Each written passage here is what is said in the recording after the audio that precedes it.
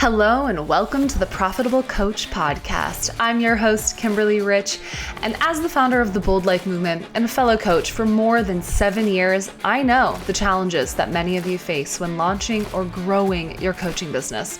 And I'm here to pull back the curtain on the coaching industry and help you overcome roadblocks to make the impact you were born to make.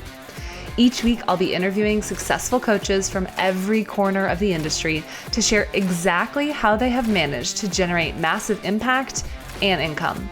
From strategy to psychology, we cover it all. This show is presented to you by Transformation Academy, a global marketplace of courses and coaching certifications. So whether you are already part of our epic community or you're brand new to this show, if you're ready to learn what it takes to turn your passion for service into a profitable business, then keep listening. You are in the right place. Welcome back to the Profitable Coach Podcast. This is episode 27 with Stephanie Harter. Stephanie is a vegan business coach who is best known for helping other plant-based coaches to become authorities, start signing clients, and even hit six figures.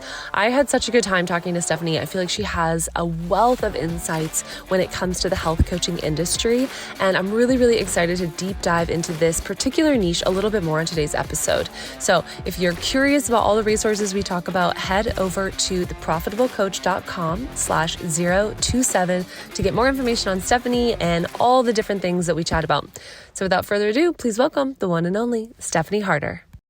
Hello. Welcome back to the Profitable Coach Podcast. I have with me today the beautiful Stephanie Harter. Stephanie, thank you so much for joining me. Yeah, I'm really excited about this conversation because it's different than any of the past guests that I've had on the show. Not only have you managed to choose a niche and really dive into it, but it's somewhat of a unique one. So do you want to tell me a little bit about how you arrived at the current, group of individuals that you work with and what that journey looked like for you? Sure. So I actually work with predominantly vegan and plant-based coaches who are pretty new to the coaching scene, and they're looking to get their business up and running. I also have a course on Udemy on vegan nutrition. It's the Vegan Nutrition Health Coach Certification course. So a lot of the coaches that will find me there and go through that process come out wondering, okay, so I know how to coach. This is great. What do I do next? How do I get clients? And that's sort of where I pick up from where I left off with them there. So that way we can work on growing their business together. And yeah, that's who I work with. It started out of a passion for plant-based living for myself and sort of evolved into this where I'm at today. I love it. So this is such a clarifying point in the conversation for me because since I have never hired a health coach, I've never been a health coach, that area of the market is somewhat foreign to me. So when I heard vegan coach, I was thinking, oh, the coaches are vegan. I didn't realize they were health coaches that helped people to create a plant-based lifestyle. So this is very clarifying for me. And so what was it that initially sparked this passion for you? Was there a turning point when you turned plant-based and you were like, I want to help people to adopt this lifestyle? Yeah. So, just to I love that was a clarifying point for you, but I also just want to kind of pick up on that and say that there's a lot of coaches who you wouldn't even know, they're health coaching, but you wouldn't necessarily know that their protocol is a plant-based protocol. So they're focusing on delivering certain results because a plant-based approach can help a lot of different maladies. And so, we've got vegan health and fitness coaches. We have people who are in psychotherapy practice and helping around the mindset aspects of adjusting to a non-vegan world once they've sort of gravitated towards a vegan lifestyle. And then of course, you're talking about, yes, implementing a healthy vegan nutrition approach to their diet and lifestyle. And the way that I ended up finding my way into this really was, it just kind of kicked off with my own vegan journey, really. I used to just eat the normal standard American diet. I grew up, actually, I say the Southern American diet. And, there were some issues that I had, like, my digestion was a mess and stuff, that I always just thought was sort of a normal thing. And eventually I don't know what it was about the marketing, but I picked up this book called Skinny Bitch. And that book sort of I can't imagine what it was about the marketing. Right? I mean, it just drew me in. I saw it in Barnes & Noble. I'm like, oh, what's this book? I got to get this. This looks fun. And there were a few ideas in there that I hadn't really thought about before, as far as, just a different way of thinking about food and a different way of thinking about how we're using animals as food or as commodities in general. And I've always been an animal lover. So, of course, I started following to learn more, understand more. So over the years, I ended up on this journey to where, I've never really been one to adopt labels per se, but all of a sudden I woke up one day, my husband and I were just like, hey, you know what? I think we're actually vegan. So what does that mean? Let's go figure it out. What do we do now? Yeah, exactly. What do we do? So, I didn't want to be unhealthy because it sort of overlapped with sort of my concerns with my health.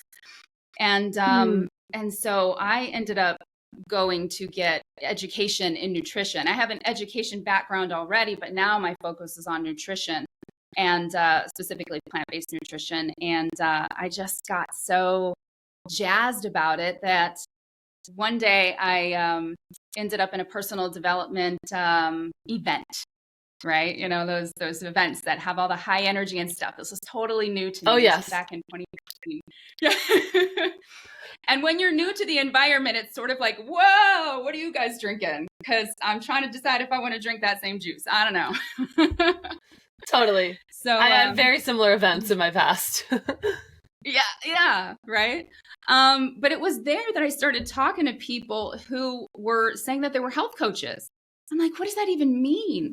And once they described it to me, I was like, wait a minute, this is stuff that I already do in my life. You mean I can get paid to do this? Like, you're getting paid to be a health coach? That's so cool.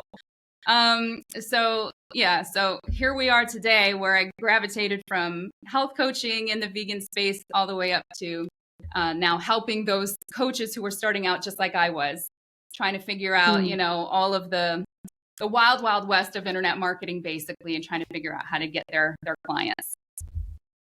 Yeah. So I want to go back to the plant-based lifestyle. I have a couple questions, but before I do, I just want to highlight a couple things that you said for our listeners. So one, you found coaching by way of realizing that something you were already doing, something you were already passionate about and doing with your friends, with your family, you could get paid for. So I'm encouraging people who are listening, they're like, I don't know what to coach on. Well, think about the things that you're already supporting people on, that you already know a lot about, and you could talk about forever, even if you weren't getting paid to do it, because that's likely the thing that you're going to excel at and keep showing up for.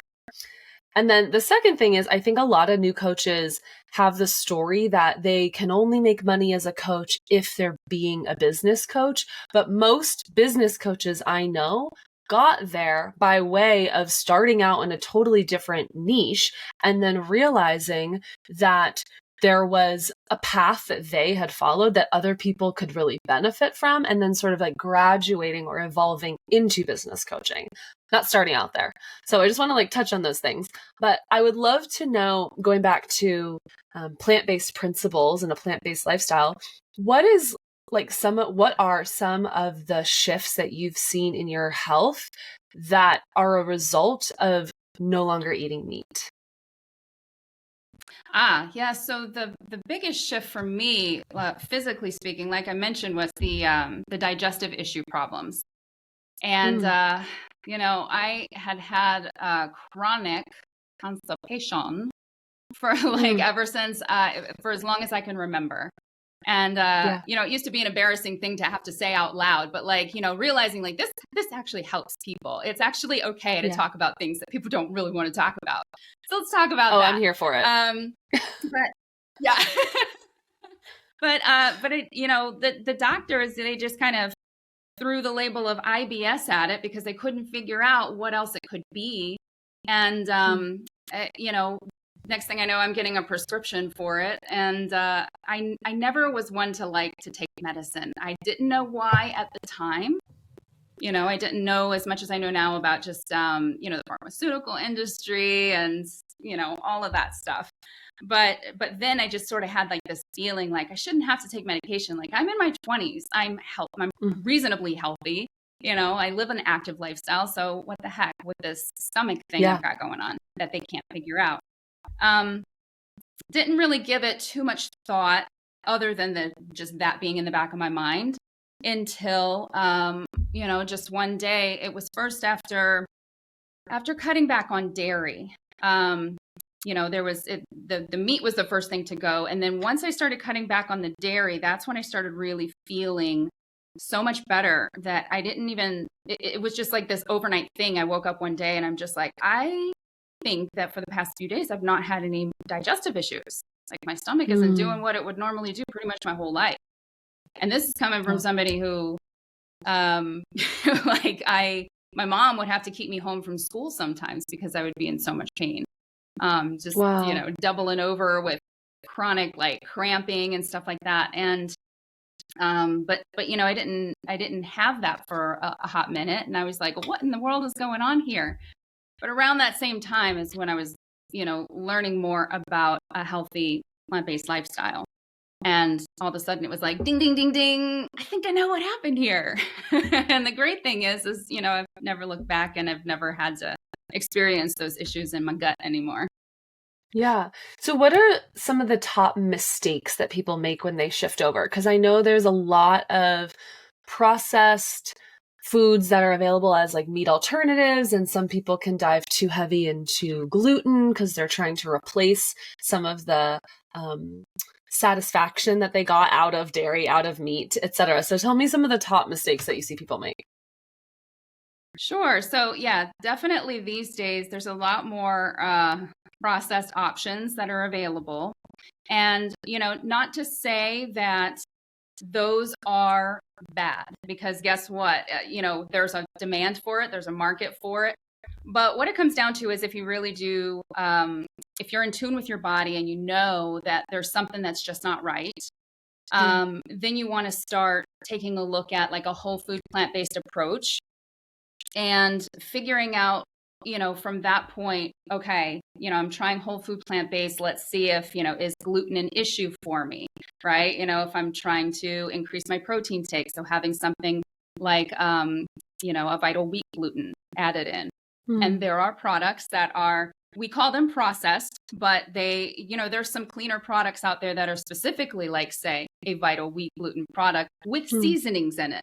It's something that you can emulate at home. So that's sort of like one of my rules of thumb. If you're looking at the package and you really truly want to eat, healthfully, and not necessarily whole food plant-based, because we're talking about nothing really processed at that point. But if you're looking at the package and you can read those ingredients and you know that you can recreate that at home from a recipe, then chances are you're golden. If you're looking that makes sense. Keep an eye on, stuff like, your increase of fats, if you want to cut back on oil, there's all different directions you can go. But I think probably when it comes to like falling into any traps or mistakes, you want to find somebody in the industry who's giving really great information and advice about a healthier approach, and just follow that healthier approach. And, if you end up at an event and there's like some cake or something that you want to, enjoy, 80-20. then great. Yeah, there you go. 80-20 rule. That's exactly what I want to say. Yeah, exactly. So what are some of the best ways that vegan coaches or just health coaches in general can stand out in the crowd? Because I imagine there are a lot of different nutrition and wellness and fitness coaches out there. So how do they make a mark for themselves? Yeah, that's such a great question. And, I'll say that mostly it depends on their specific approach and who they want to work with. So one of the ways to really stand out, first and foremost, is to focus on a results-driven approach. So, for someone who's just starting out, they're going to have to work with maybe a couple of people, a handful of people, to find out, what are those results that these people are consistently getting? What are they coming back and telling me, thank you so much because I really needed this in my life? and taking that to, like, say, the online space where now you have some, proof that these things that you're saying that you can help them do through a plant-based approach is valid. And, that's probably the biggest piece of advice there. Now, as far as, who they want to work with, we've got fitness coaches who are, say, like in their 40s, and they want to work with women in their 40s, right? There's specific challenges that those women have at that particular point in their life, certain pain points that somebody in their 20s can't really relate to, for fitness coaching. So being very specific about who it is you want to work with. And then, of course, like the approach that you're using, if are you going to choose plant-based approach, or are you helping vegans that are already vegan to, solve a specific pain point in their life, whether it's, with friends and family, as far as communication is concerned, or, wanting to up-level their game in their own vegan businesses. There's so many different approaches there. Yeah, it's interesting. I don't identify as plant-based. I've never been a health coach. And yet hearing you get specific about types of audiences that someone can serve, it kind of like ignites this excitement around what niching down can do. I think a lot of people resist niching down, myself included. And yet the more specific you get, the more I'm like, oh, wow. Yeah. Like you could get so specialized in helping these people navigate these tough conversations or solving a really particular pain point that totally changes their life from like in every way possible.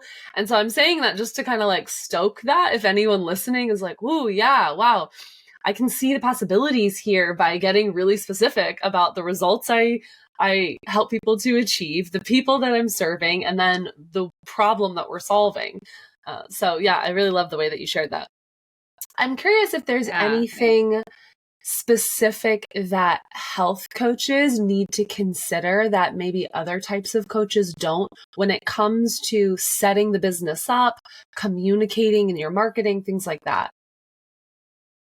Yeah, as far as differences, the thing that comes to mind specifically, whether we're like in all coaching, right? So whether it's health coaching, life coaching, career coaching, any type of coaching, really the bigger picture is determining what your offer is, which involves who you intend to serve and how you intend to deliver your service. So basically, like, what is that problem that they have? And then, how are you delivering a solution for them? And then the next thing is, where are your prospects coming from, right? So determining that, and then how are you converting those prospects into your clients? So, really, I think that across the coaching, industry, it really boils down to like answering those three questions and getting clarity on those three things. There's all kinds of, different business models. There's different marketing modalities. There's different ways of delivering service, whether it's through, like, say, an online course or, through one-on-one coaching, group coaching, a hybrid of those things. Direct nutrition consulting, like, say, through, locally, like if you're partnering with, say, local doctors or health practitioners or a local spa. So really there's all of those things, but it really boils down to kind of like those three things. Once you get like clarity on those, then you kind of know exactly like how things are going to unfold and what to focus on. So that way you don't get distracted by all the other things. Because like I said, it's the wild, wild west out there in marketing, right? Well, and I think what I meant more specifically, or even more specifically, is like from a legal standpoint, since maybe the coaches that are now moving into a health coaching space aren't necessarily doctors or certified dietitians. So I'm curious if there's anything in terms of their the verbiage on their website or the verbiage in their marketing that they need to consider to like protect themselves. Right. Yeah. The biggest one is to avoid using the words heal, healing, or even reversing. So, from a legal standpoint, that sort of like encompasses like the big no-no for health coaching. Mm. And I'm sure that for, anybody that's working in life coaching too, like they have to be careful about their verbiage because they're not trying to like heal a specific, you know,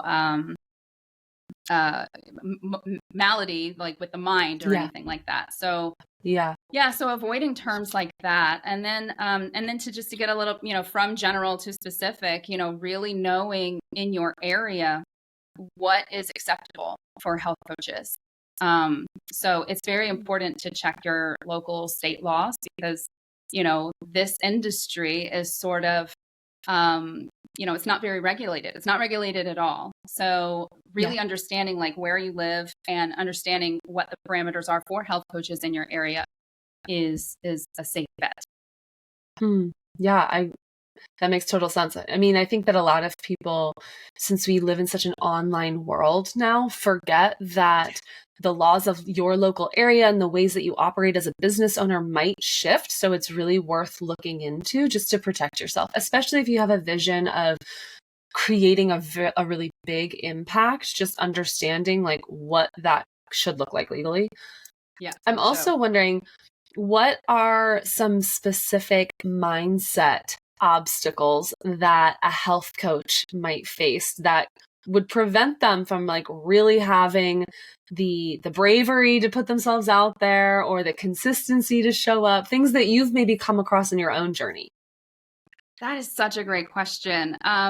So what I end up seeing a lot of, and that I've experienced for myself, really starts out with, because I do work with a lot of the coaches that are kind of new to the space, and they've either not had any clients or they've only worked with like say a handful of clients, test clients through their certification program, or maybe they've had a brief success of like a handful of clients just starting out on their own locally and they're ready to take it online. So basically for anybody starting out, really that imposter syndrome. And I can even say, even for me today, after doing this, since, I started back in 2016, really. So, I mean, even today, I have to catch myself if I hear this coming on. But so many of the coaches that I've worked with and talked to, they've got this feeling like, yeah, but I'm not a doctor. I'm not, like a Dr. Michael Greger or a Dr. T. Colin Campbell, or the the plant-based dietitian, Juliana Heber. Like, I'm not those people. So why is somebody going to listen to me? And, battling with that and overcoming that sort of a mindset is a challenge. And it's a constant challenge, really. But I found that staying in action and actually taking actions despite those feelings, exactly. It just it gets you sort of out of your head and into action and into doing what we came to do in the first place, which is help people. At the end of the day, we have this passion for what we're doing. We have the intention of turning this into a freedom-based business that gives us, opens doors and gives us freedom to live on our own terms, work on our own terms, be our own bosses, so to speak. And if we can't get past some of those mindset hurdles, then we're never going to really achieve what we want to achieve.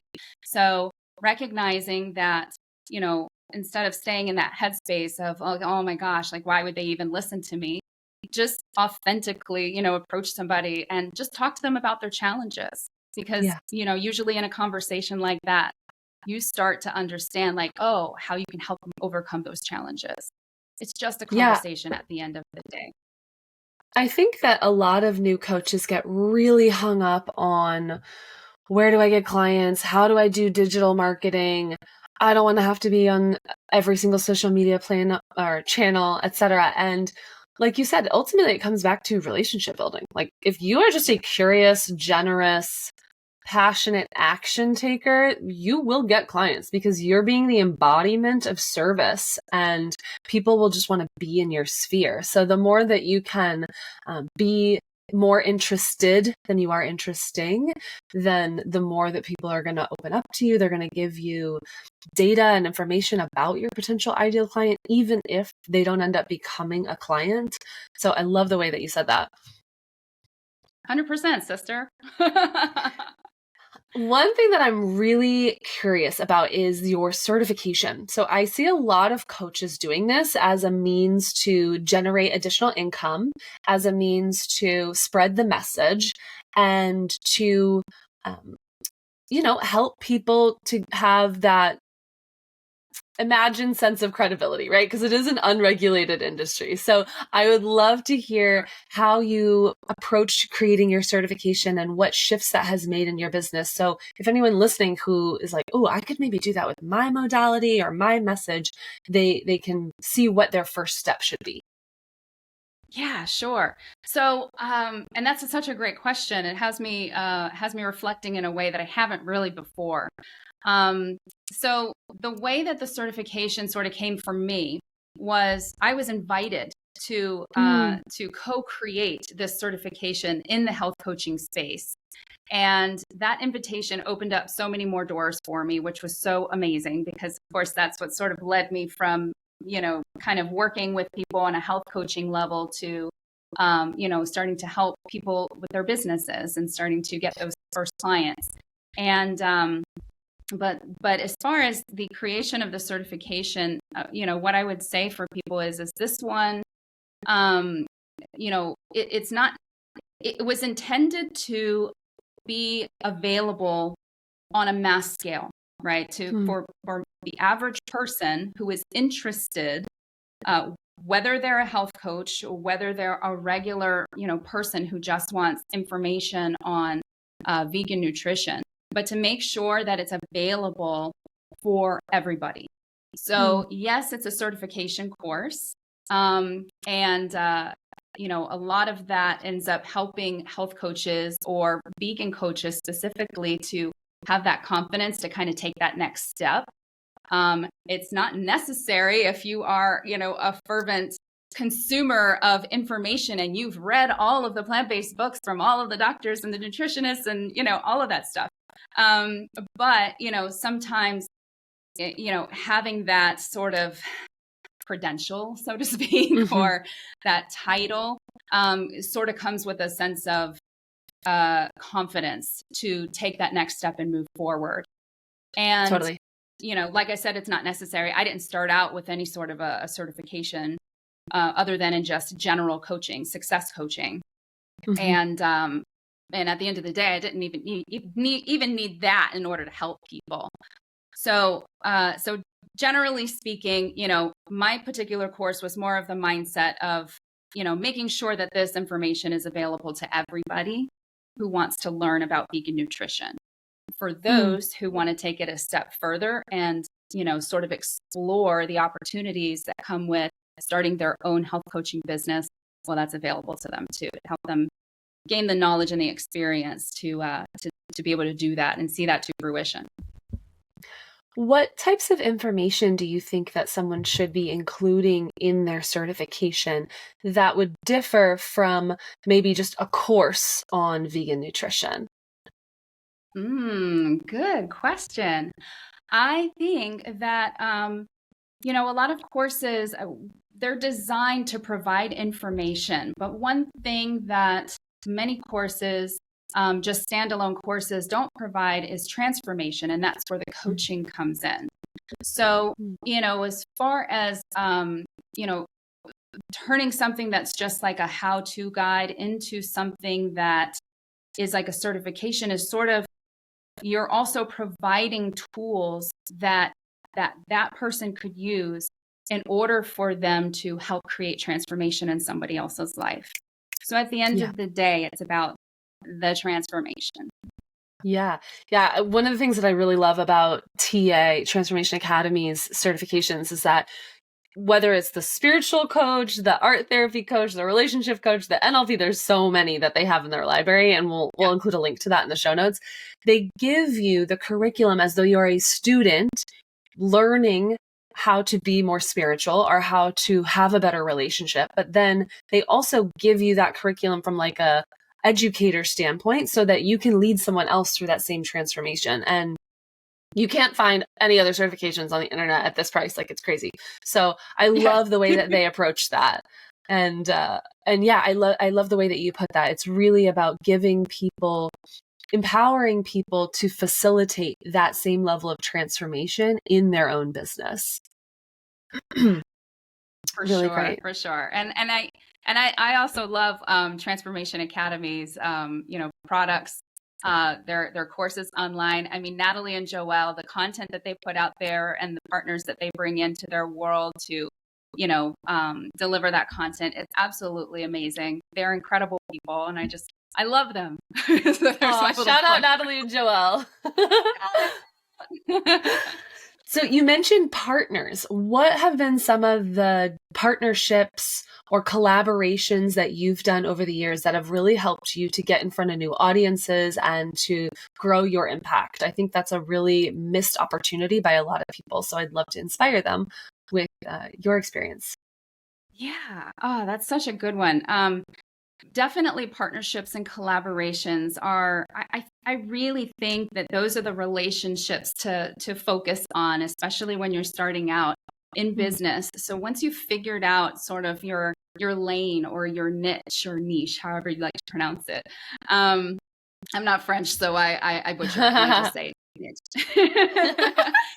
So, but finding, once you figure out what your lane is and what you're offering for people, finding people in that space who are, already potentially leaders in that space, and, collaborating with them, just reaching out and saying, hey, I have some really great information for your audience. I'd really love to be able to share that with them, to help empower them, and, whatever that pitch would be. It's such a powerful tool to be able to build relationships in that space and to be seen by more than just you trying to do the whole grind behind your computer screen, posting on social media or posting endless content online, for maybe your mom to just give you a little shout out and add a girl, you know what I mean? This is a way to actually showcase your ability to really reach more people and help more people with your knowledge and experience. And so for me, what that looked like in the beginning was I actually had a book that I was publishing. And the first thing I wanted to do is start building an audience and creating a relationship with that audience. So I started with a Facebook group. Then I decided, well, I'd like to be able to nurture that audience more than just on Facebook. So I'm going to start a podcast. And through that experience with the podcasting, I recognized something that, and this is just me personally, but me running the show didn't really need to be the thing. The cool thing was I was providing a platform for other experts and leaders in that space that I was so passionate about to come and deliver their expertise for this audience. However, what I love to tell people starting out is that you don't have to create your own show in order to do that. You can actually partner, with or send out, build relationships basically with people who are already running shows like that. And, just provide value in any way that you can, not necessarily like a dry pitch if they've never met you before, but, just build relationships, be invited for opportunities that open up through those relationships. And that really would help to get your name out there a lot faster. Yeah. What advice would you give to people who are just starting out and are maybe unsure what their unique value could be to the show, or what are the 3 things that they can pitch or offer up to potential podcast hosts as this is my value add, this is my unique big idea, my unique proposition? How do they sort of excavate that from their psyche and their existing well of knowledge? Oh, that's a good question. I say it always starts with our own personal story, or if we've worked with somebody already who has experienced transformation from the help that we've been able to provide. Because at the end of the day, you're wanting to provide value for people. And so it takes, especially if it's a cold pitch, sort of like you're kind of teeing up, Kimberly. If, in that case, you want to be able to showcase your value by highlighting what you've been able to help somebody else to do for their, in their transformation, or from your own personal experience. Some people, they find their way to health coaching because of, they've had a personal transformation, something that was it's just transcend. Like they absolutely are just over the moon by, where they were. And then now they've gotten over all these hurdles and challenges. And now they're exactly where they wanted to be or where they're meant to be. And they want to share that journey with others. And for other health coaches that come into the space, if they don't have necessarily a story of their personal transformation, can go out and create that for somebody else, with that knowledge, those skills, the things that you've learned how to help and guide people to do, be able to take that and utilize those stories or that story or specific transformation as a way to open doors and open conversations with collaborators and with potential clients. Yeah, totally. I also really love, this is true to my own brand, the Bold Life Movement. I love having a sort of like polarizing opinion about things, as a way to stand out. One that really sticks out in my mind. I'm in a mastermind, a year-long mastermind, and one of the women in it, she put a reel up, and we've all heard the saying, "Looks don't matter. Looks don't matter." Like the number on the scale doesn't matter. Looks don't matter. And her tagline was looks matter. And then she goes into like why, from a psychological standpoint, it is empowering to like the way that you look and to use something like whatever her health coaching modality is to give you that level of empowerment. And so I just want to invite anyone who's listening to lean into like, what is the edginess or the perhaps polarizing opinion that you take when it comes to health transformation or even mindset transformation if you're not a health coach? That's like going against the grain in the industry, because that could be your thing to get you in the door as well. I love that. That is so awesome. I actually, I did a talk not long ago, and I knew that one of my opening statements was supposed to be a polarizing statement. And I have to tell you, that's not easy to come up with. It's not. I love that advice so much. I'm still working on it. It's not. And here's why. We are like conditioned to want to fit in, to not push buttons and to not push people away. And the altruist in most coaches is like, well, I want to be able to help everyone. So if I ostracize a certain part of the audience or I offend them, then like, God forbid. And also I won't be able to reach them. But if we do stand firmly in a belief that we have and we like lean into an edgier perspective, then we're getting all of the people who are a heck yes to us to be like an F yes to us. And the people that are maybe wishy-washy and on the fence, then they can sort of self-identify as not being part of our tribe and not waste your time in the onboarding or potential onboarding conversations. So I'm all about standing for something. If you don't stand for something, you stand for nothing. Exactly. I love it. Perfect. So Stephanie, what do you wish that you had known when you were first starting your coaching business that you know now? Oh, so many things. The thing that comes to mind, I suppose, is you don't have to have it all figured out. So many of us, and I'm including myself in this, when starting out, we start with this need, this drive, this calling to want to show up and be of service and really help people.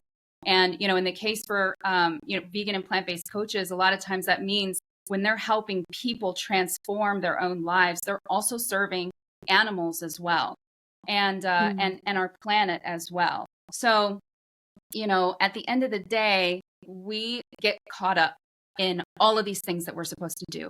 Like the to-do list is just a million miles long because you're trying to grab onto every freebie, every YouTube video on YouTube University, every course you can get your hands on. Yeah. And there's just so much information available out there that you can get bogged down by that information.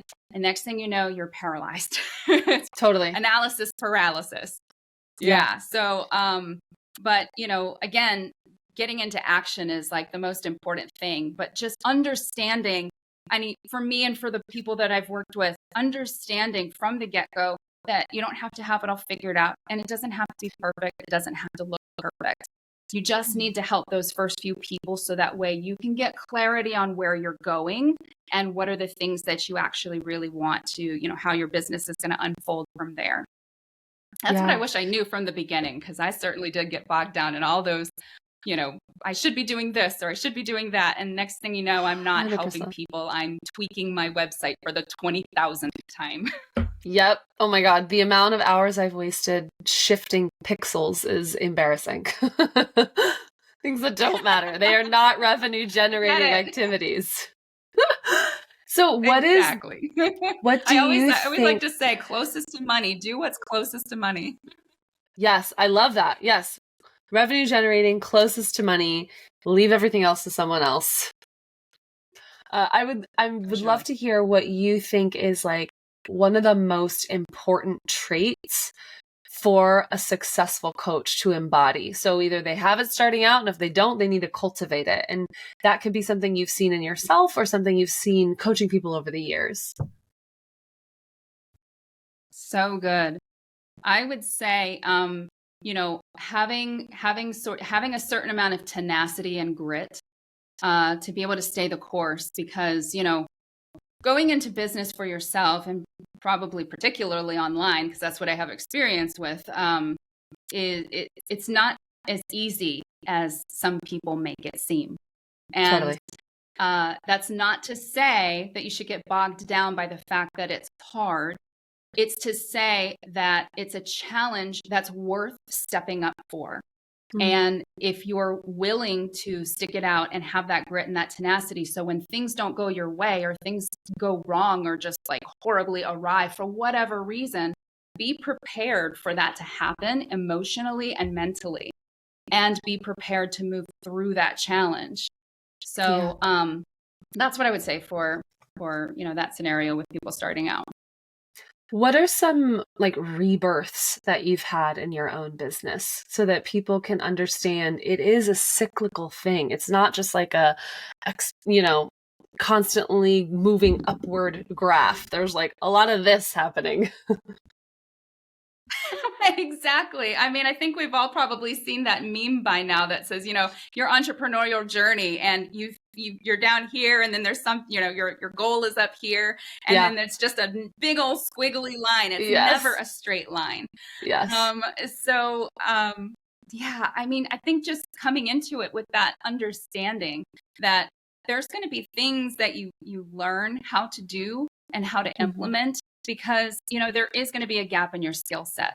You could be coming from, a career or a series of jobs that you have experience in. You've got a little customer service under your belt, or how to do technical things on the computer.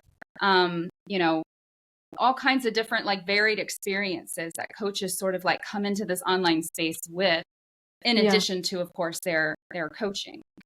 And just understanding that it's not going to be a straight line. It's not going to be a straight path, but being willing to fail faster is sort of like my motto.